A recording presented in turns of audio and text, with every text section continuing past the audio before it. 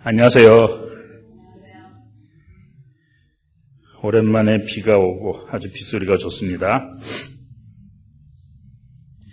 제가 이 얘기를 어디서 들었는지는 모르겠는데 그냥 머릿속에 기억나는 대로 각색해가지고 한번 말씀드려봅니다. 이 아파트에 벽을 사이에 두고 두 사람이 살았습니다. 어떤 사람이 신발을 벗을 때 이렇게 손으로 벗는 게 아니라 발로 털어가지고 하다 보니까 벽에도 부딪히고 문에도 쾅 하고 부딪히는 그런 사람입니다. 한밤중에 들어와서는 신발을 벗는데 옆집에서 한참 곤히 자고 있다가 구두가 문에 쾅 하고 부딪히는 소리에 그냥 놀라서 깹니다. 그래갖고 다시 자려고 그러니까 나머지 한 짝을 또 쾅 해가지고 이렇게 두 번의 소리를 듣고서야 다시 잠을 자게 됐어요.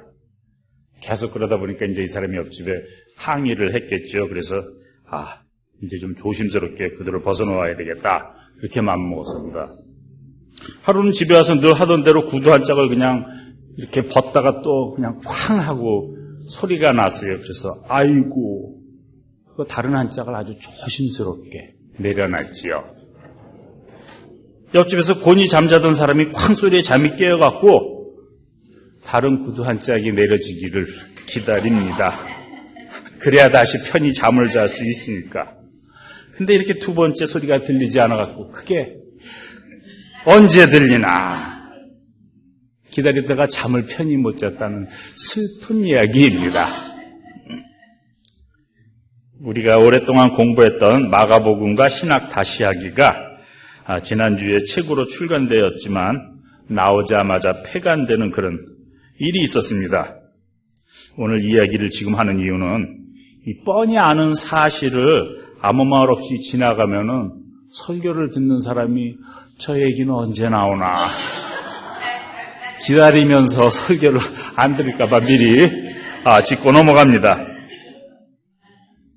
예기치 않은 불미스러운 일이 이미 일어났지만 그리고 최소는 아니지만 그런대로 잘 해결됐다고 봅니다. 이로 인해서 상처받은 사람들, 실망한 사람들 모두 마음을 잘 추스릴 수 있기를 바랍니다.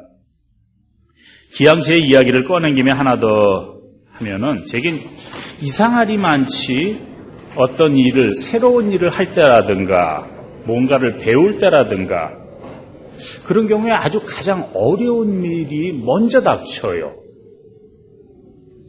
기왕에 겪어야 한다 그러면은 좀 쉬운 문제부터 점차적으로 어려운 문제로 이렇게 차근차근 나한테 다가오면은 좀 핸들하기가 좋을 텐데 그래서 이렇게 좀 배우는 과정에 수련을 통해 갖고 내공도 쌓고 그래서 나중에 좀 더 힘든 일이 생기면은 거뜬히 대처할 것 같은데 제 경우에는 뭐 순서가 없었어요. 평생 35년 전쯤 운전을 배우고 처음 길에 나갔다가 큰 사고를 당했죠.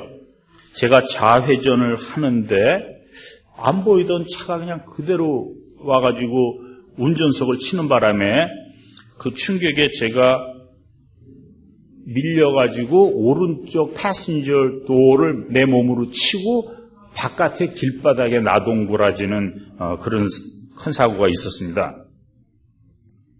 20여 년 전에 박사학위를 시작했을 때는 내게 주어진 첫 번째 과제가 당시 사해문서에 있는 다니엘서 사본에 관한 논문을 총정리해보라는 것이었습니다.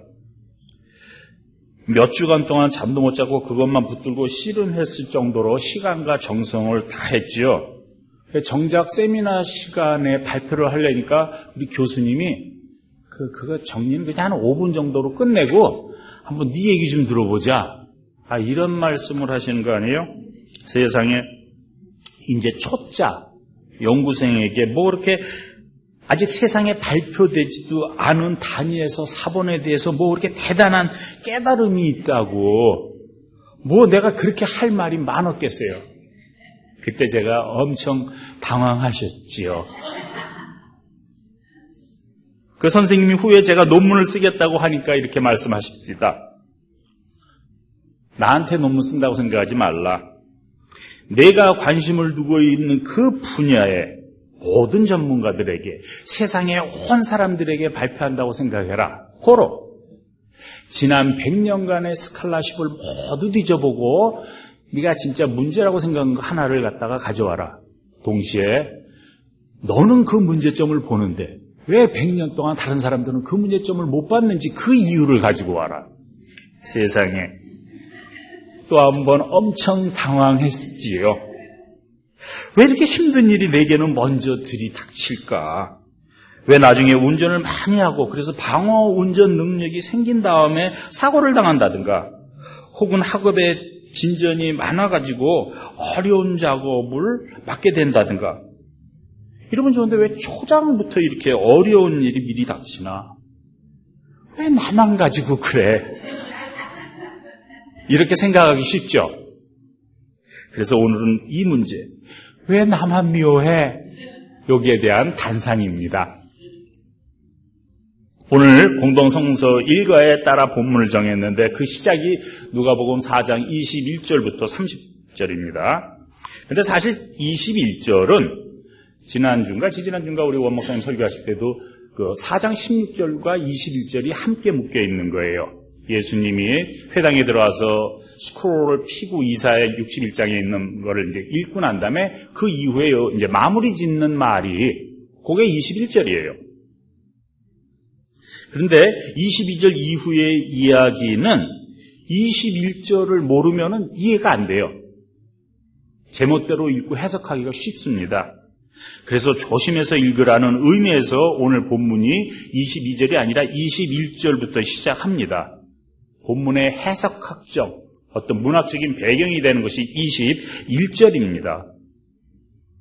다른 복음서에도 예수님이 배척당하는 그런 이야기가 등장하는데 그 문학적인 배경, 설정이 각각 다 다릅니다. 재미있는 사실이 우리가 볼 수 있는데 동네 사람들이 예수를 업신여기면서 하는 말입니다. 오늘 누가복음에 보니까 이 사람 요셉의 아들이 아니냐. 마가복음, 마태복음인가? 마태복음에 보면은 단순히 목수의 아들이 아니냐 이런 말이 나와요. 마가복음에는 마리아의 아들이 아니냐 이렇게 말이 나와요. 우리가 성사학자들이 보통 얘기하듯이 복음서 중에서 마가복음이 가장 먼저 써지고 그 이후에 마태복음이 써지고 그 이후에 누가복음이 써졌다고 할 때 마가복음에 가장 좀 이렇게 심한 좀 업신여김이 들어가 있고 마태복음, 누가복음으로 갈수록 그 업신여긴다는 그런 인상이 좀 줄어들어요. 마리아의 아들, 이 말은 사실 아비 없는 자식이라는 그 욕된 표현입니다. 목수의 아들은 문맥으로 보아서 별 볼 일 없는 그저 그렇고 그런 사람이라는 뜻입니다. 요셉의 아들이라는 말은 앞의 경우에처럼 별다른 부정적인 의미를 드러내지는 않지만 여전히 동네 사람들이 아는, 우리가 아는 저 아랫동네 요셉의 아들, 특별할 것이 없는 존재라는 그런 의미를 함축하고 있습니다. 그런데 이렇게 대수롭지 않은 사람에게 어떻게 이런 지혜와 깨달음이 있는가? 이것이 무슨 감탄, 찬사로 느껴지지요? 결코 아닙니다. 오히려 그 업적을 깎아내리려는 어떤 그 힘 가진 자들의 행패를 볼 수 있습니다. 예수님이 말합니다. 너희는 의사야 내 병이나 고치라 하는 속담을 내게 말하려고 하는구나. 우린 그 속담이 우리들이 쓰는 말이 아닌가 뭔 말인지 잘 모르겠죠. 근데 대강 보면 의사가 남의 병원 고치고 자기 병원 못 고치는 것에 대해서 아마 돌아다니는 이제 그런 얘기로 이해할 수 있습니다. 근데 왜 사람들이 그런 말을 하려고 했을까? 내 병이나 고쳐라. 더 정확히는 왜 사람들이 그런 말을 한다고 예수는 생각했을까? 더 정확히 말하면 왜 누가복음 저자는 사람들이 그런 말을 한다고 예수가 생각했다고 말할까? 그것이 지금 상황, 꼭 예수님이 회당에서 가르친 것과 무슨 연결고리가 있을까? 내 병이나 고쳐라.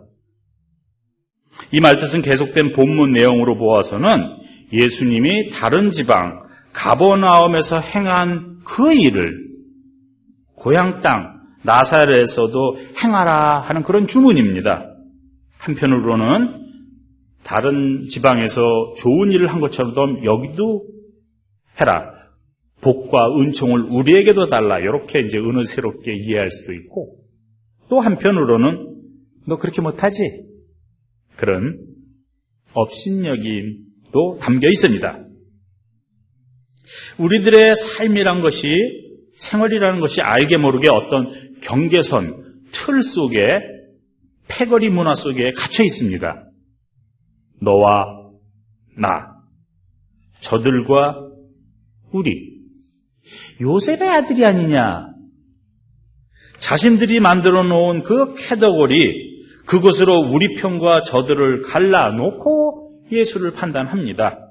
예수님의 있는 모습을 있는 그대로 보는 것이 아니라 지연, 학연, 혈연, 혹은 우리 선입견을 가지고 예수님을 봅니다. 판단합니다. 외부의 환경, 조건, 혈연, 지연 이런 것들은 내 힘으로 어찌할 수 없는 겁니다. 내가 태어나면서 그냥 같이 안고 태어나는 거죠. 거기에 초점을 맞추기보다는 그런 외부의 환경에 내가 어떻게 반응하는가, 그것이 중요한 것입니다. 사람들이 이것을 사실 보고자 합니다. 외부로 오는 것에 대한 나의 반응, 그것이 내 몫입니다. 내가 할 수 있는 일입니다. 그리고 그에 따른 모든 결과와 책임 또한 내가 지고 그 판단하는 사람이 그 사람에게 돌아가게 되어 있습니다. 예수님이 엘리야와 엘리사의 얘기를 하지요.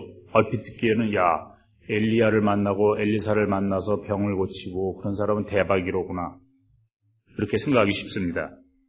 똑같이 주어진 상황, 엘리야 시대의 그 가뭄, 기근, 엘리사 시대에 이스라엘에도 많은 문둥병자가 있었다는 거, 이렇게 상황은 다 똑같습니다. 누가 엘리야를 찾는지, 누가 엘리사를 찾는지 그 차이가 있습니다. 예수님은 그 자리에 늘 그대로 있었습니다.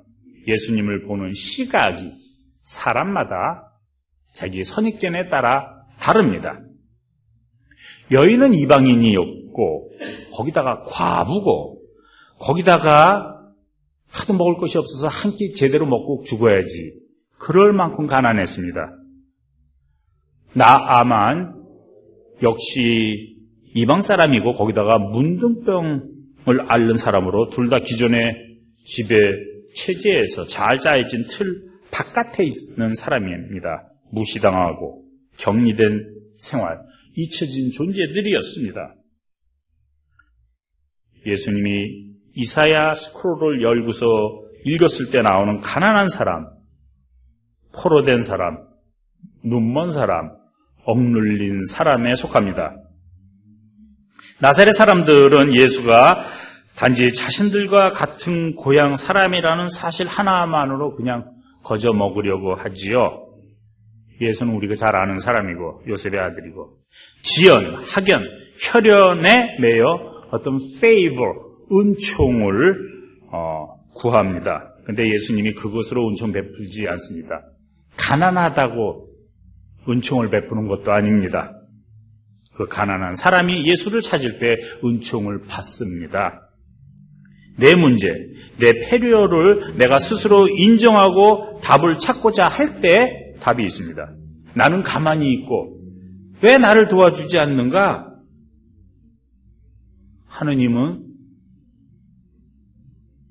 하늘은 스스로 돕는 자를 돕는다고 합니다.